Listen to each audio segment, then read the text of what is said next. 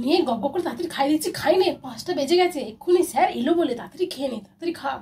Sir আজকাল কিন্তু বড্ড বদমাইশি করছে, একটু দেখবেন, হ্যাঁ ভালো করে কিন্তু একটু পড়াশোনা করছে না, একটু শাসন করবেন তো, বলবেন একটু ওকে। আর ও কিন্তু মুখে মুখে বড্ড তর্ক করতে শিখে গেছে, ওকে একটু বকবেন তো, একটু ভালো করে বকে দেবেন।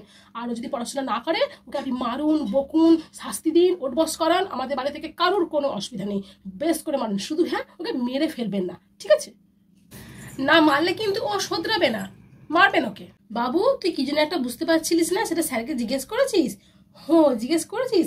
আচ্ছা জিজ্ঞেস, যেটা বুঝতে পারবি না স্যারকে জিজ্ঞেস করবি, স্যারকে তোকে বারণ থোড়াই করবে, জিজ্ঞেস করবি, যেটা বুঝতে পারবি না স্যারকে জিজ্ঞাসা করবি, বারবার জিজ্ঞেস করবি, ঠিক আছে? বুদ্ধি আছে স্যার, পড়াশোনায় লাগায় না, অকাজে লাগায়, অকাজে।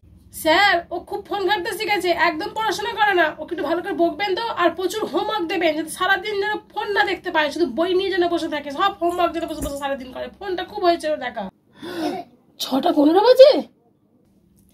এই নিন স্যার চা, 2টো পেঁয়াজি ভাজছি স্যার, খেয়ে যাবেন। স্যার আপনার মাইনেটা। স্যার আপনার বাচ্চা ভেবে পড়ান, আপনার অনেক নাম শুনেছি, সেই জন্যই তো স্যার আপনার কাছে দিয়েছি, বলুন আপনাকে রেখেছি ওকে পড়ানোর জন্য, একটু দেখবেন স্যার যেন ভালো করে পড়াশোনা করে।